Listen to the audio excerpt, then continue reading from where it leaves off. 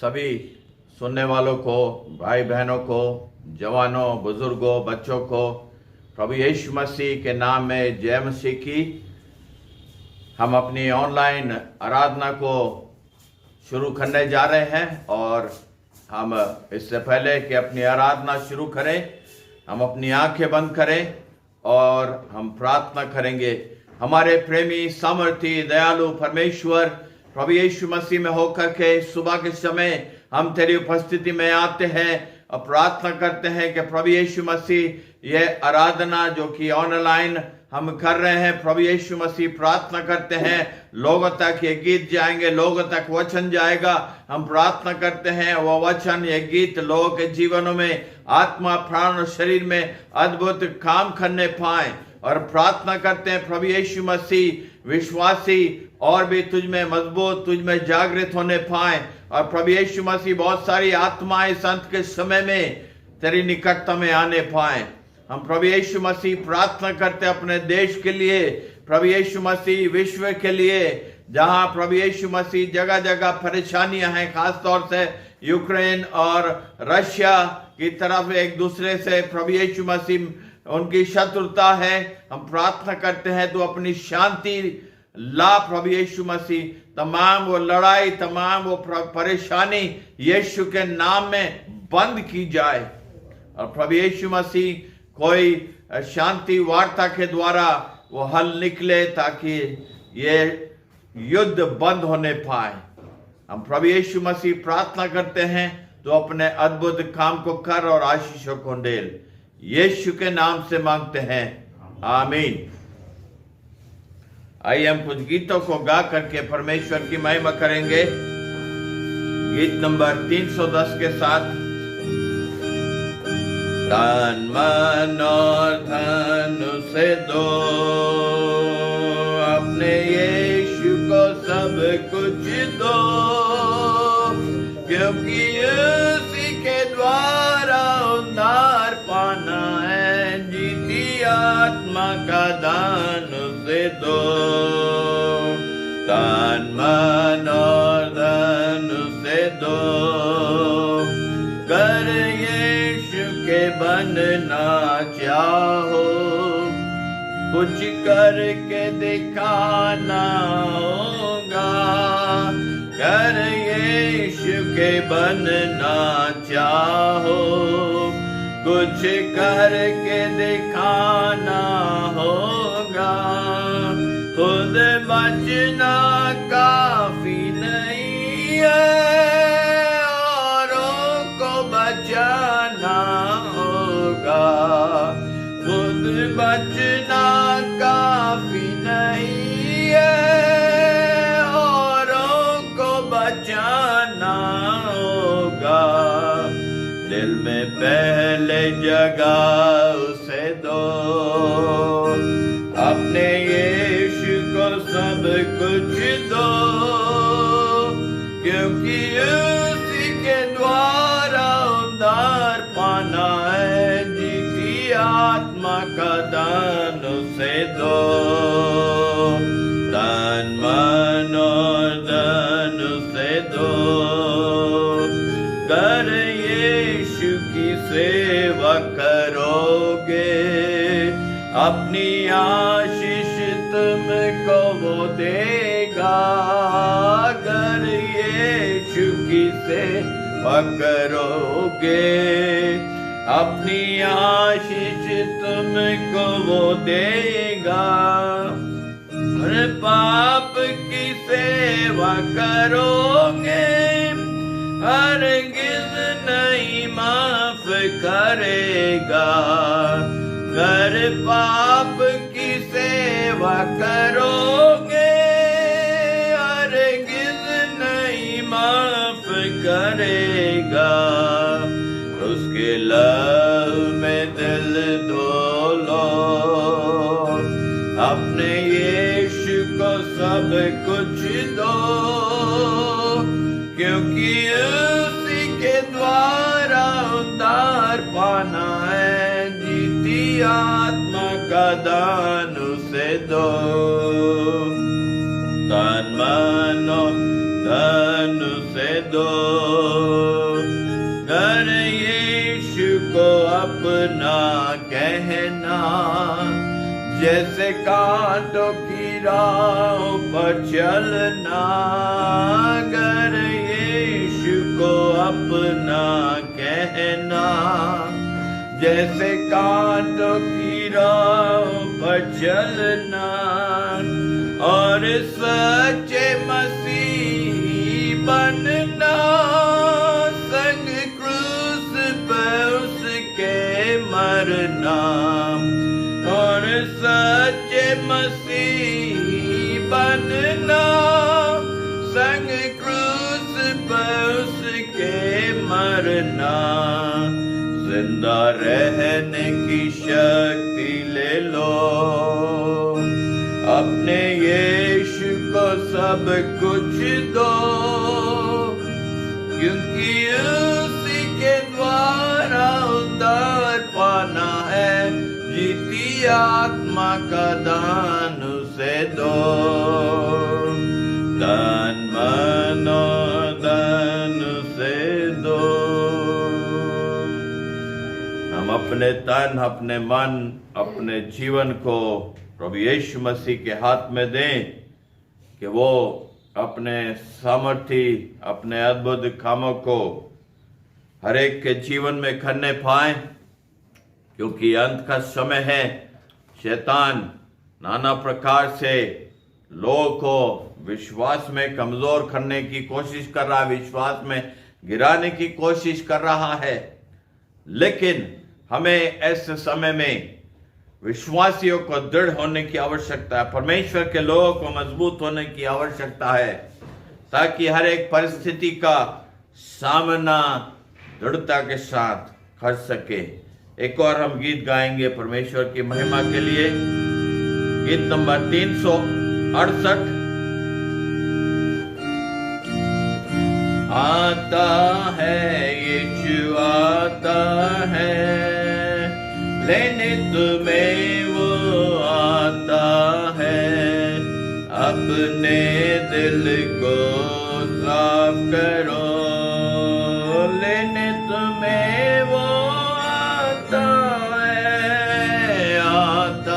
है, यीशु आता है, लेने तुम्हें वो आता है, अपने दिल को साफ करो, लेने तुम्हें वो आता है। हो जाओ तुम तैयार, ओ यीशु है तेरे ही साथ, जीवन देगा तुम्हें, बेड़ा लगाएगा पार, हो जाओ तुम तैयार, यीशु है तेरे ही साथ, जीवन देगा तुम्हें, बेड़ा लगाएगा पार, आता है यीशु आता है, लेने तुम्हें वो आता है, अपने दिल को साफ करो, लेने तुम्हें वो आता है। गफलत में क्यों है पड़े, पापों से अब हम फेरे, पाए उनसे न जान, स्वर्ग यीशु से आज, गफलत में क्यों है पड़े, पापों से अब हम फेरे, पाए उनसे न जान, स्वर्ग यीशु से आज आता है, यीशु आता है, लेने तुम्हें वो आता है, अपने दिल को साफ करो, लेने नित में वो आता है। हो जाओ तुम तैयार, लोगों को हो जाओ तन मन से साफ, इनके लव से दो डालो आज पापों को, दिल से निकाल दागों को। हो जाओ तन मन से साफ, यीशु के लहू से आ जाता है, यीशु आता है, लेने तुम्हें वो आता है। अपने दिल को साफ करो, लेने तुम्हें वो आता है। दो डालो आज पापों को, दिल से निकाल दागों को। हो जाओ तन मन से साफ, यीशु के लहू से डालो आज पापों को, दिल से निकाल दागों को। हो जाओ तन मन से साफ, यीशु के लहू से जाता है, यीशु आता है, लेने तुम्हें वो आता है। अपने दिल को साफ करो, लेने तुम्हें वो आता है। यीशु मसीह हमारा आने वाला है और वो चाहता है कि हम उसमें जागृत रहें, गफलत की नींद में सोते न रहें लेकिन जागते रहें, ताकि जब वो आए तो हम उसके साथ जाने के लिए तैयार पाए जाएं। यदि जीवन में कुछ ऐसी बात पाई जाती है जो कि उसके साथ जाने से रोकती है, तो वो जीवन से दूर करने की आवश्यकता है। परमेश्वर इन गीतों के द्वारा आपको आशीष दे। आइए हम एक और बार प्रार्थना करेंगे और अपनी आंखें बंद करें। हमारे सामर्थी दयालु परमेश्वर प्रभु यीशु मसीह में होकर के एक और बार हम तेरे सन्मुख अपने सिरों को झुकाते हैं, प्रार्थना करते हैं प्रभु यीशु मसीह इन गीतों के द्वारा तेरी आशीष लोग के जीवनों में उंडेली जाए। लोग जो विश्वासी गफलत की नींद में सोए पड़े हैं, उनको उठा, उनको जागृत कर, वो नींद से जाग उठें और प्रभु यीशु मसीह तेरे आने के लिए तैयार पाए जाए। यदि कोई जीवन में ऐसी बातें पाई जाती हैं जो कि तू नहीं पसंद करता, जीवन से दूर की जाए। यीशु के नाम से मांगते हैं, आमीन। धन्यवाद करते हैं उसके जीवित वचन के लिए, जो कि आज सुबह एक और बार सब तक पहुंचना चाहता है, क्योंकि परमेश्वर का वचन जीवित और सामर्थी और दोधारी तलवार के समान है, जो कि बंद बंद और गुदे गुदे को वार पार छेदता हुआ निकलता है। सो आज परमेश्वर के वचन में से हम देखना चाहते हैं उद्धार से पूर्व के जीवन के संबंध में। उद्धार से पूर्व के जीवन के संबंध में, इसके लिए हम देखेंगे इफिसियों उसका 4 अध्याय और 17 पद पहले हम पढ़ेंगे, जहां पर इस प्रकार से लिखा है, इसलिए मैं ये कहता हूं और प्रभु में जताए देता हूं कि जैसे अन्य जातीय लोग अपने मन की अनर्थ रीति पर चलते हैं, तुम अब से फिर वैसे ना चलो।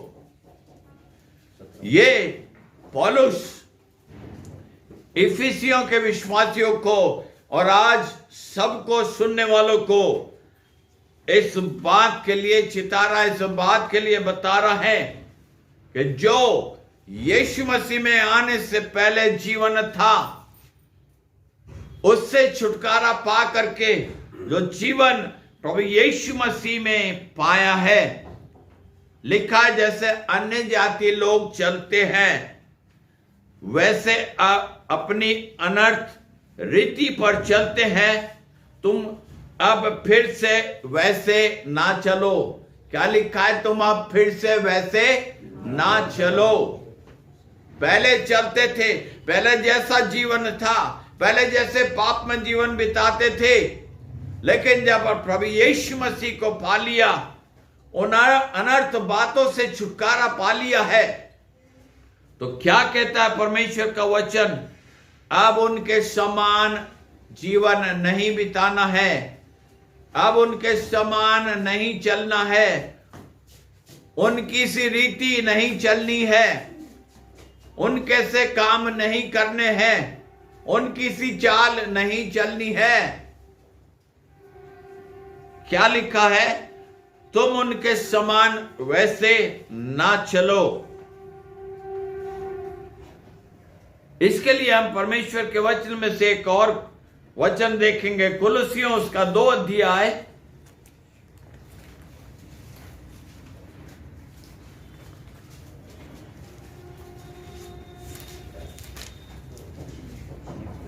2 अध्याय और उसका 4 पद। यहां पर भी इस प्रकार से लिखा है, यह मैं इसलिए कहता हूं। ये कौन कह रहा है? ये पौलुस कह रहा है, सबसे इस बात को कह रहा है अपने वचन के द्वारा। क्या? ये मैं इसलिए कहता हूं कि कोई मनुष्य तुम्हें लुभाने वाली बातों से धोखा ना दे।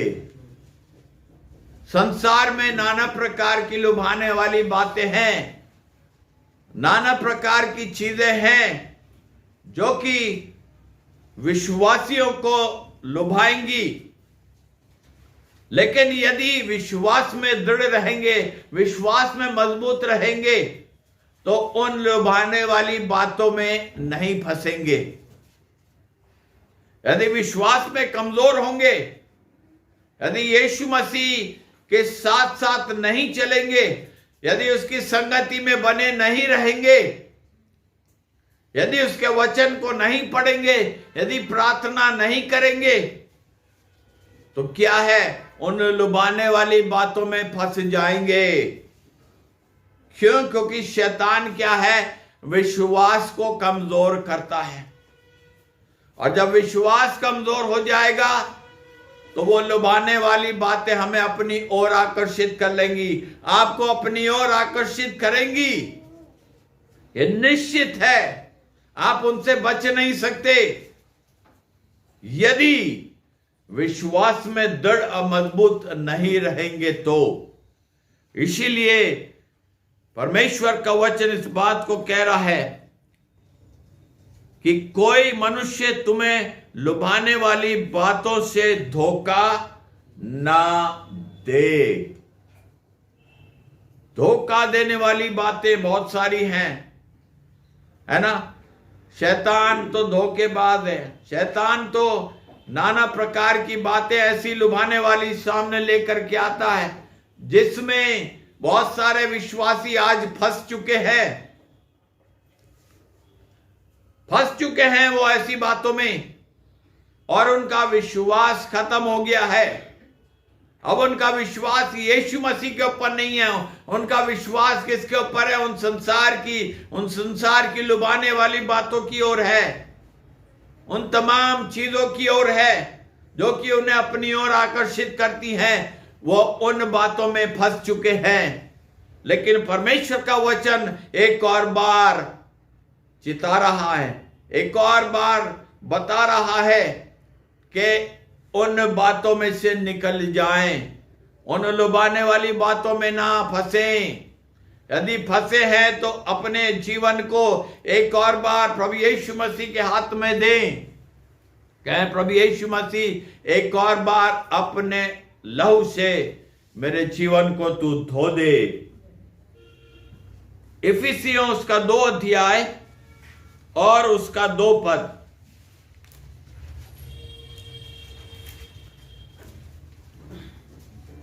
यहां पर फिर इस प्रकार से लिखा है, जिनमें तुम पहले इस संसार की रीति पर और आकाश के अधिकार के हाकिम अर्थात उस आत्मा के अनुसार चलते थे। कौन सी आत्मा? दुष्ट आत्मा। कौन सी आत्मा? शैतान की आत्मा के अनुसार चलते थे और आकाश के अधिकार के हाकिम अर्थात उस आत्मा के अनुसार चलते थे, जो अब भी आज्ञा न मानने वालों में क्या कर रहा है? कार्य करता है। जो आज भी विश्वासी आज्ञा नहीं मानते हैं, परमेश्वर के वचन की ओर ध्यान नहीं देते हैं, परमेश्वर का वचन जो कह रहा है उसको अपने जीवन में नहीं लेते हैं, उसके अनुसार नहीं चलते हैं, तो क्या लिखा है? आज भी वो आत्मा, शैतान का आत्मा उन आज्ञा ना मानने वालों में कार्य कर रहा है। आज भी कर रहा है ना? बहुत सारे विश्वासी आज भी उस आत्मा के चलाए चल रहे हैं, उस दुष्ट आत्मा के अनुसार, उस दुष्ट की चाल में चल रहे हैं। लेकिन परमेश्वर का वचन इस बात के लिए हमें चिता रहा, हमें बता रहा है कि हम उनकी सी चाल ना चलें, हैं? उस आकाश के अधिकार के हाकिम उस आत्मा के अनुसार हम ना चलें। एक समय चलते थे, एक समय वो कार्य करते थे, लेकिन जब प्रभु यीशु मसीह को ग्रहण कर लिया है, प्रभु यीशु मसीह को पा लिया है, तो कैसे चलना है?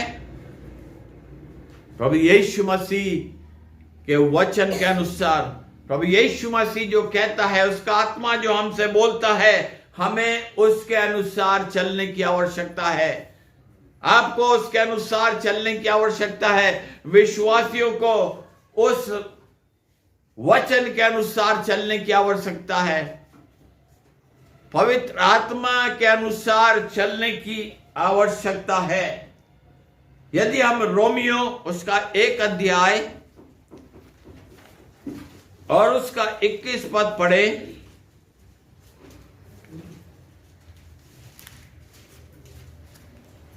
1 अध्याय का 21 पद, यहां पर लिखा है, इस कारण कि परमेश्वर को जानने पर भी उन्होंने परमेश्वर के योग्य बड़ाई और धन्यवाद ना किया।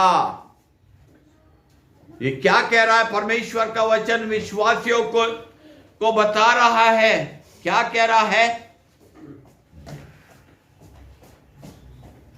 इस कारण कि परमेश्वर को जानने पर भी उन्होंने परमेश्वर के योग्य बड़ाई और धन्यवाद नहीं किया, परंतु व्यर्थ विचार करने लगे, यहां तक कि उनका निर्बुद्धि मन अंधेरा हो गया है।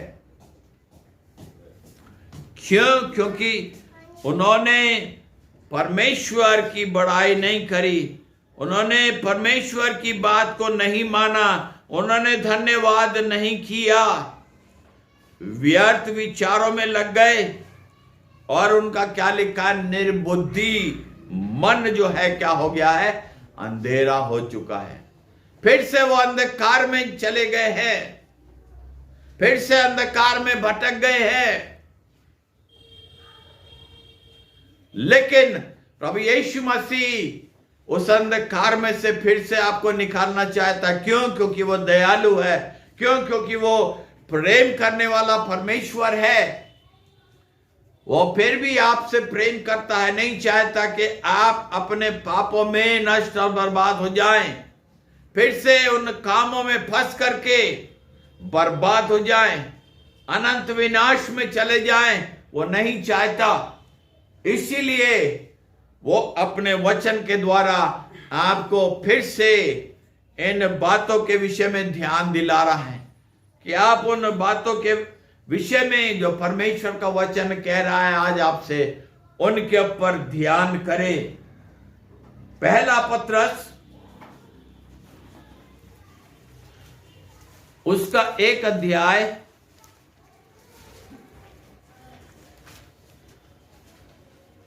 और उसका 18 पद।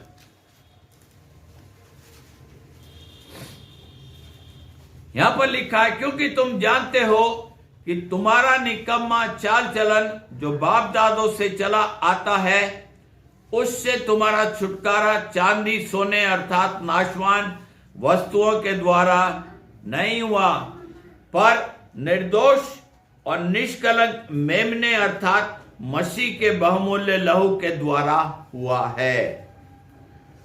तुम्हारा निकम्मा चाल चलन जो बाप दादों से चला आ रहा था, बाप दादों से चला आ रहा है, उससे क्या है? तुम्हारा छुटकारा चांदी और सोने से नहीं हुआ है,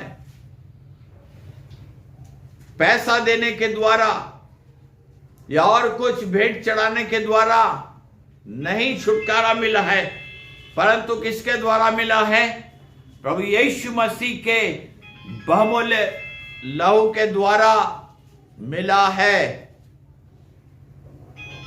यीशु मसीह का बहुमूल्य लहू है जो कि आपके पापों को क्षमा कर सकता है, और कोई दूसरा आपको क्षमा नहीं कर सकता, और कोई दूसरा आपके पापों को क्षमा नहीं कर सकता। जो आपका पहला चाल चलन बाप दादों से चला आ रहा है या चला आ रहा था, उसके द्वारा, सोने और चांदी के द्वारा नहीं, लेकिन प्रभु यीशु मसीह के बहुमूल्य लहू के द्वारा ही आपका छुटकारा हुआ है। जब आपने अपने जीवन को, जब आपने अपने पापों को प्रभु यीशु मसीह को दिया, तब उसके द्वारा आपका छुटकारा हुआ।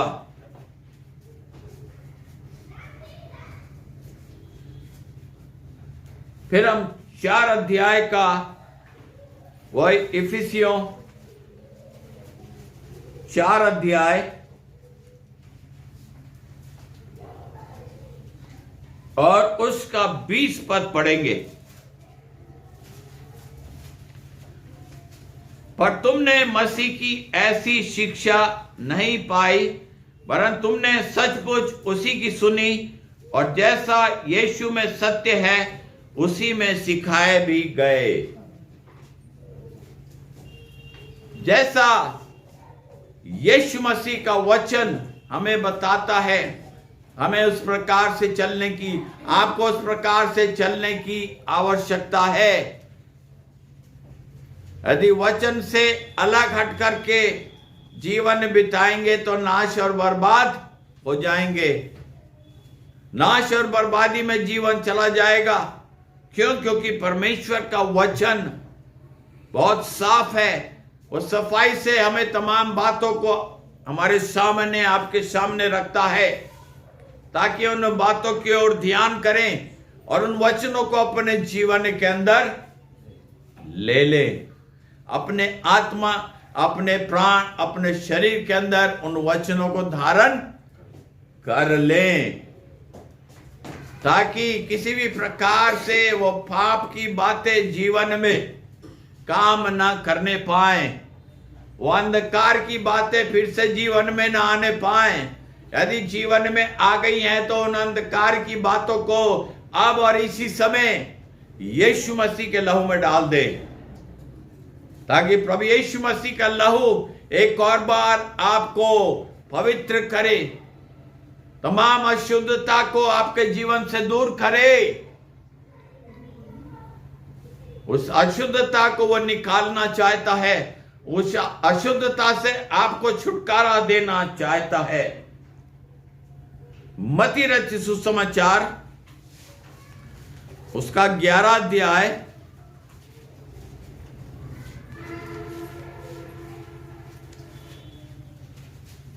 और उसका 29 पद।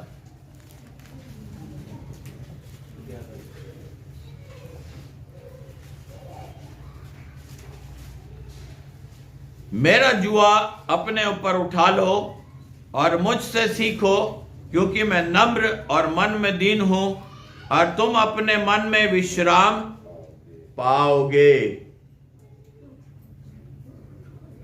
यीशु मसीह इस बात को कह रहा है कि हे सब परिश्रम करने वालों और बोझ से दबे हुए लोगों, क्या करो, मेरे पास आओ, मैं तुम्हें क्या करूंगा, विश्राम दूंगा। क्यों? क्योंकि मेरा जुआ क्या है, अपने ऊपर उठा लो और मुझसे सीखो, क्योंकि मैं नम्र और मन में दीन हूं, और तुम अपने मन में विश्राम पाओगे। यदि विश्राम पाना चाहते हैं, यदि शांति पाना चाहते, यदि आनंद पाना चाहते हैं, तो प्रभु यीशु मसीह ही वो शांति और आनंद का दाता है, जो आपको वो शांति और आनंद दे सकता है और देने वाला है। और कोई आपको वो शांति, वो आनंद नहीं दे सकता। संसार की बातों में, संसार की चीजों में कोई शांति, कोई आनंद नहीं है। संसार के नशे की चीजों में आनंद नहीं है।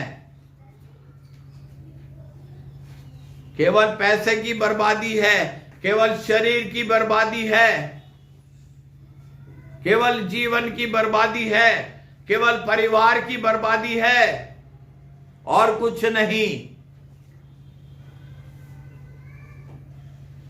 यीशु मसीह के पास ही वो जीवन, वो शांति, वो आनंद है।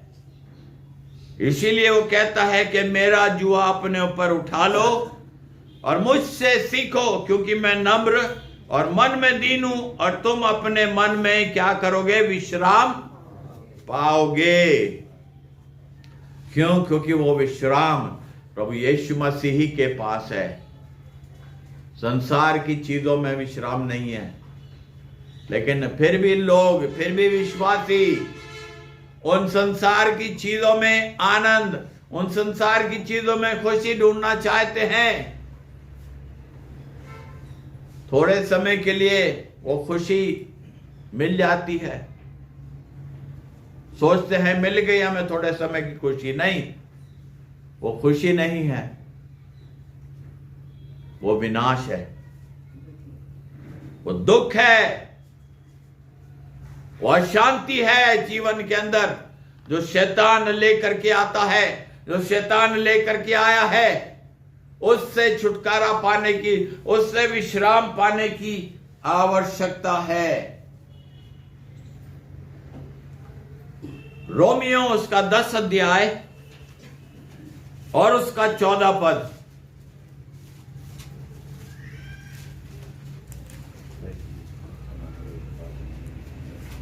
यहां पर लिखा है, फिर जिस पर उन्होंने विश्वास नहीं किया वे उसका नाम क्यों कर लें, और जिसकी नहीं सुनी उस पर क्यों कर विश्वास करें।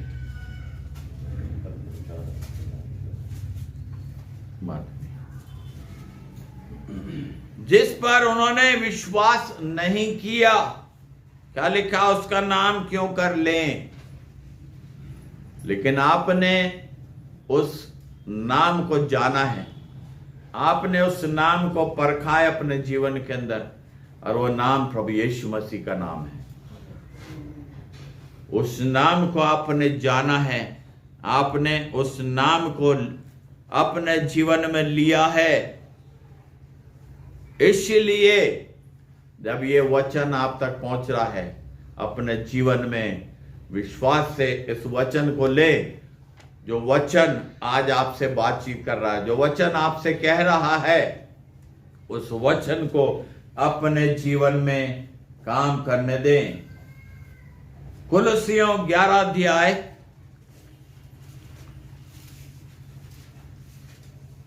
एक अध्याय का 5 पद, कुलुस्सियों 1 अध्याय का 5 पद।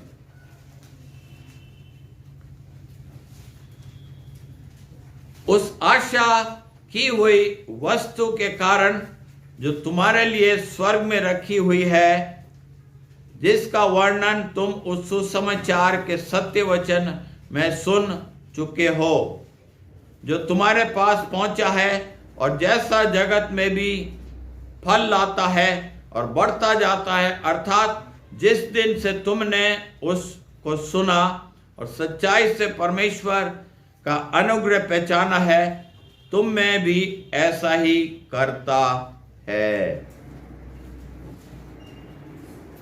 उस अनुग्रह को, उस सुसमाचार को आपने अपने जीवन के अंदर उस आशा की हुई वस्तु को अपने जीवन में ग्रहण करा है।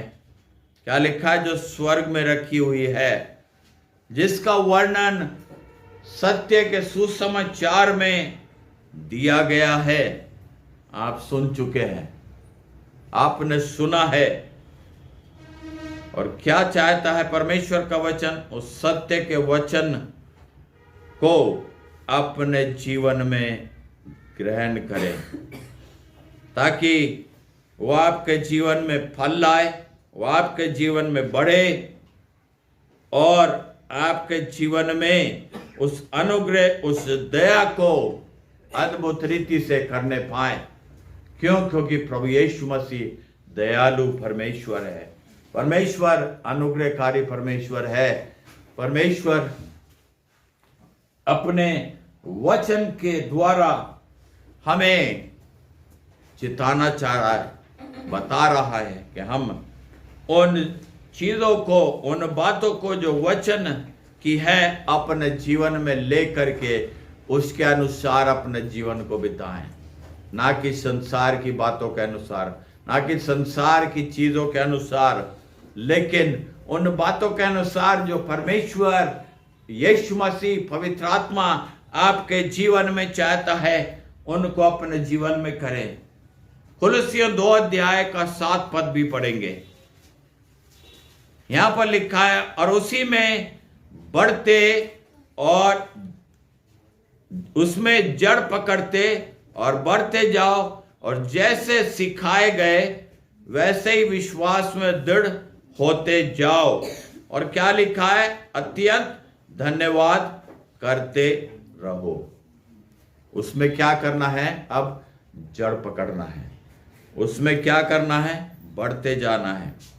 और क्या लिखा है? जैसे वचन के द्वारा सिखाए गए, जैसा वचन ने सिखाया है आपको, जैसा परमेश्वर के दास आपको सिखाते हैं, उस वचन के अनुसार क्या करें? बढ़ते जाए, दृढ़ विश्वास में दृढ़ होते जाओ। और क्या लिखा है? अत्यंत धन्यवाद दो। धन्यवाद जितना हम देंगे उतना धन्यवाद देने में जय है, उतना धन्यवाद देने में सामर्थ है। इफिसियों 4 का 22 पद भी पढ़ेंगे। क्या लिखा है? कि तुम अगले चाल चलन के पुराने मनुष्यत्व को भरमाने वाली अभिलाषाओं के अनुसार भ्रष्ट होता जाता है, उतार डालो। क्या लिखा है? कि तुम अगले चाल चलन, वो चाल चलन जो आपके जीवन में पुराना मनुष्यत्व जो आपके जीवन में आज भी कार्य करता है, उसको क्या करो? जो भरमाने वाली अभिलाषाओं के अनुसार भ्रष्ट होता जाता है, उतार डालो। क्या करता है? जीवन को अच्छा नहीं बनाता, जीवन को खुशहाल नहीं बनाता। क्या करता है? वचन क्या लिखा है? वो जीवन को भ्रष्ट, शरीर को भ्रष्ट करता है, आत्मा को भ्रष्ट करता है। इसीलिए क्या लिखा है? उन तमाम चीजों को उतार डालो, उनको फेंको अपने जीवन में से, ताकि वो जीवन में, पुरानी बातें जीवन में ना रह करके फिर से वो जीवन में वो पुरानी बातें कार्य रूप में काम ना करें, लेकिन उनको उतार करके उस जीवन में, उस विश्वास में जो प्रभु यीशु मसीह में जीवन में पाया है, उस विश्वास में निरंतर आगे बढ़ते चले जाएं। रोमियो उसका 6 अध्याय और 6 पद।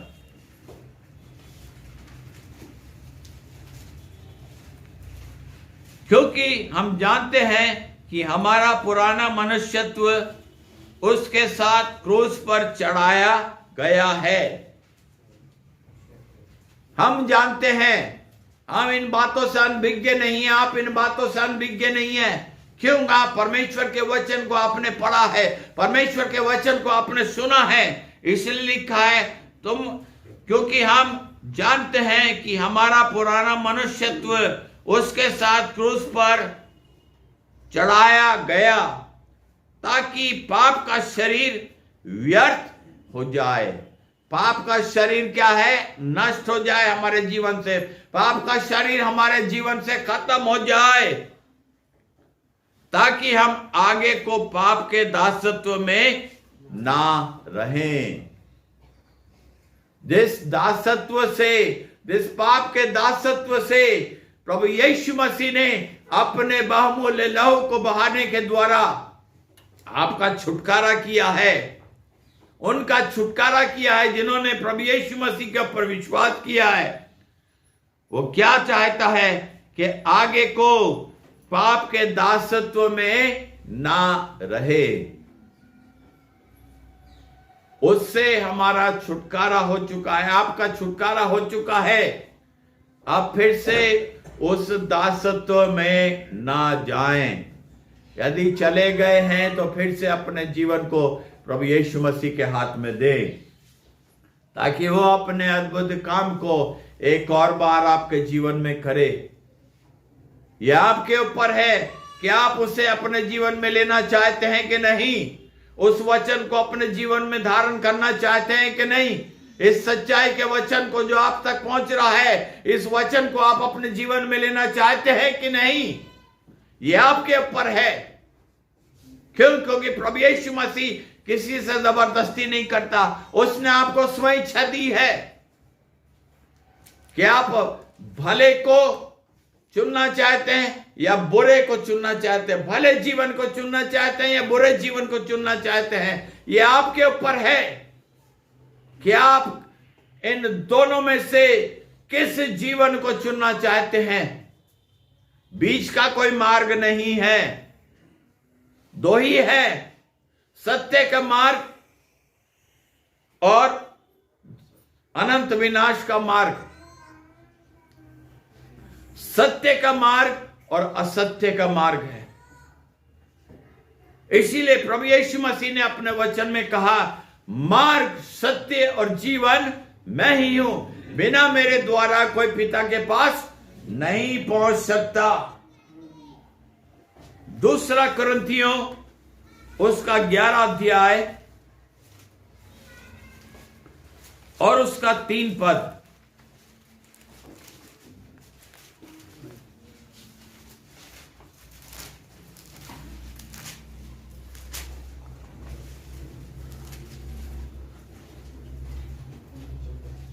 यहां पर लिखा, परंतु मैं डरता हूं कि जैसे सांप ने अपनी चतुराई से हवा को बहकाया, वैसे ही तुम्हारे मन पर उस सिधाई और पवित्रता से जो मसीह के साथ होनी चाहिए कहीं भ्रष्ट न की जाए।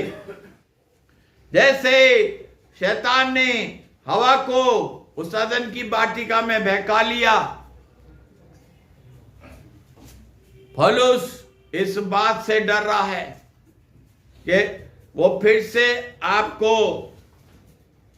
उस भ्रष्ट करने वाली बातों में, उन अपवित्रता की बातों में फिर से ना धकेल दे, फिर से ना खींच ले। ये आपके ऊपर है कि आप किस प्रकार से उस जीवन में चलना चाहते हैं। यदि दृढ़ता से चलेंगे तो शैतान किसी भी प्रकार से आपके जीवन में कुछ भी नहीं कर सकेगा। क्यों? क्योंकि आप प्रभु यीशु मसीह के लहू में ढपे होंगे। यदि यीशु मसीह के लहू में आपका जीवन नहीं ढका है, यदि उसमें आपका जीवन नहीं है, तो निश्चित है कि वो आपको फिर से बहकाएगा, फिर से आपको उन अपवित्रता की बातों में धकेलेगा और लेकर के चला जाएगा और नाश और बर्बादी के जीवन में आपको फिर से डाल देगा। इब्रानियों 3 अध्याय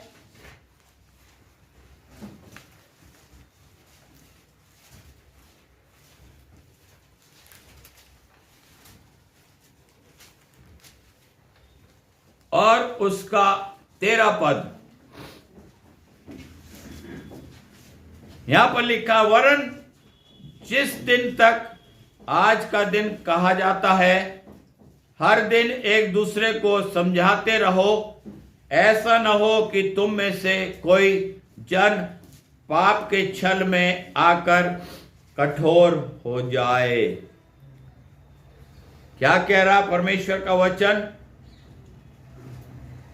वरन जिस दिन तक आज का दिन कहा जाता है, आज का दिन जो है, हर दिन एक दूसरे को क्या लिखा है? समझाते रहो, ऐसा ना हो कि तुम में से कोई जन पाप के छल में आकर कठोर हो जाए। इसीलिए एक दूसरे को समझाना है, एक दूसरे का हौसला बढ़ाना है, एक दूसरे का ढाढ़स बढ़ाना है, एक दूसरे का विश्वास वचन के द्वारा, अपने जीवन के द्वारा बढ़ाने की आवश्यकता है, ताकि किसी प्रकार से पाप के छल में आकर जीवन फिर से कठोर ना हो जाए। यदि जीवन कठोर हो जाएगा, लिखा है, जिसने उस सत्य का स्वाद चख लिया है, यदि वो उससे फिर जाए तो उसमें फिर से उसका वापस आना अनहोना है। केवल प्रभु यीशु मसीह ही उस काम को अद्भुत रीति से आपके जीवन में कर सकता है। याकूब 1 अध्याय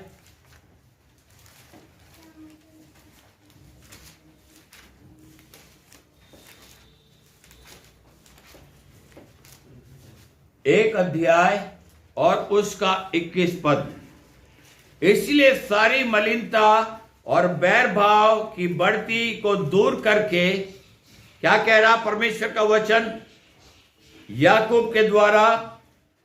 इसलिए सारी मलिनता और बैर भाव की बढ़ती को दूर करके, मलिनता को और बैर भाव, यदि एक दूसरे के प्रति बैर रखते हैं, यदि एक दूसरे के प्रति द्वेष रखते हैं, तो क्या कहता है परमेश्वर का वचन?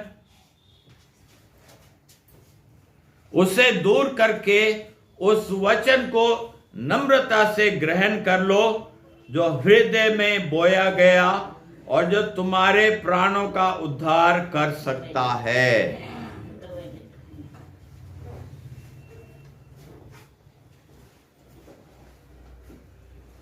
मलिनता और बैर भाव को दूर करना है। यदि है जीवन के अंदर तो उसे दूर करें, अब और इसी समय, उसको टाले नहीं। यदि अभी परमेश्वर के वचन को सुन रहे हैं तो अभी उन तमाम चीजों को जो यीशु मसीह के विरुद्ध जीवन में है, परमेश्वर के वचन के विरोध में जीवन में पाई जाती हैं, उनको दूर करें। और क्या लिखा है? वचन को नम्रता से ग्रहण कर लो और हृदय में, जो हृदय में बोया गया और जो तुम्हारे प्राणों का उद्धार कर सकता है, उस वचन को अपने जीवन में ग्रहण कर ले। जो वचन आपके जीवन में एक समय बोया गया, उस वचन को बढ़ने दे, है ना। जब कोई फसल बोई जाती है, दाना डाले जाते हैं, कुछ समय के बाद जाकर के खेत में देखते हैं कि वो उग रहा है कि नहीं। यदि उसमें कमी दिखाई देती है तो क्या होता है?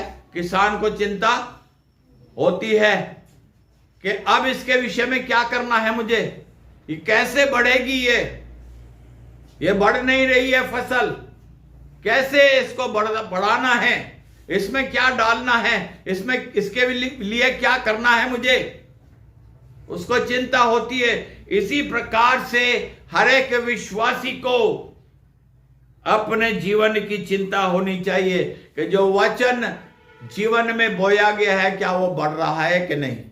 यदि नहीं बढ़ रहा है तो सोचने की आवश्यकता है कि हम क्या करें अपने जीवन में, कैसे फिर से उस जीवन को हम प्राप्त करें और वो उसी प्रकार से प्राप्त कर सकते हैं जैसे आपने एक समय यीशु मसीह को अपना जीवन दिया था।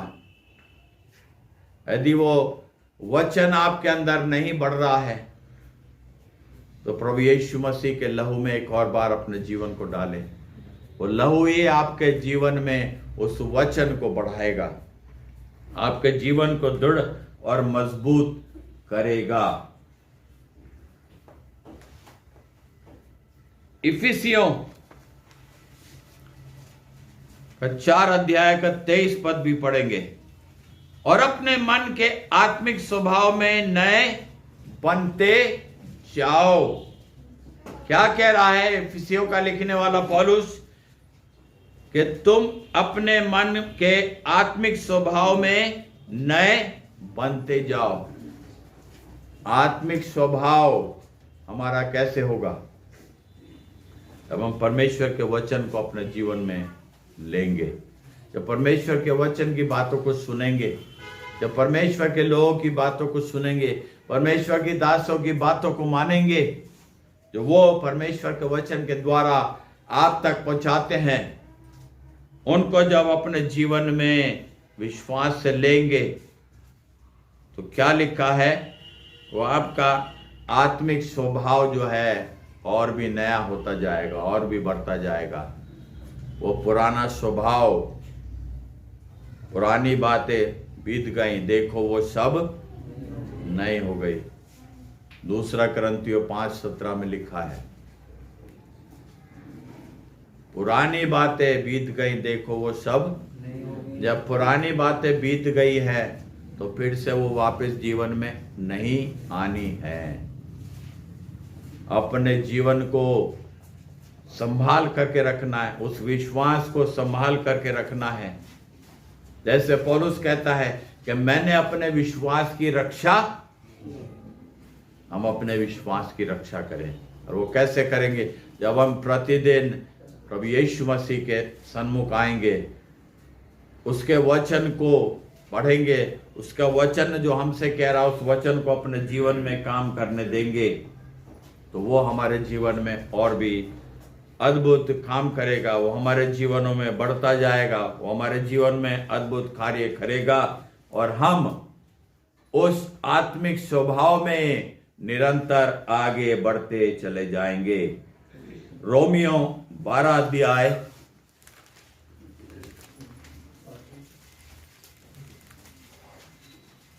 रोमियो 12 अध्याय और उसका 2 पद।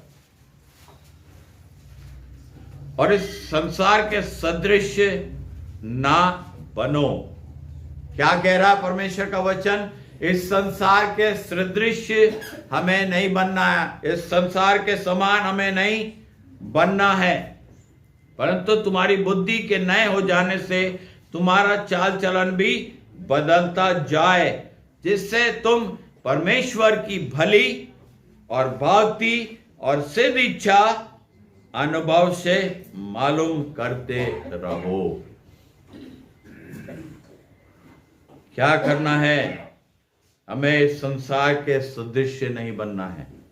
कैसे बनना? हमें ये जैसा प्रभु यीशु मसीह का स्वभाव था, जैसे प्रभु यीशु मसीह का जीवन था, जैसे परमेश्वर के लोगों का जीवन था, जैसे पौलुस का जीवन था, वैसे आपका जीवन हो, ताकि चाल चलन बदलता जाए और जिससे परमेश्वर की भली और भावती और सिद्ध इच्छा अनुभव से हम मालूम करते चले जाएं, आप मालूम करते चले जाएं, ताकि परमेश्वर की भली और भावती और सिद्ध इच्छा हर एक के जीवन में क्या करे?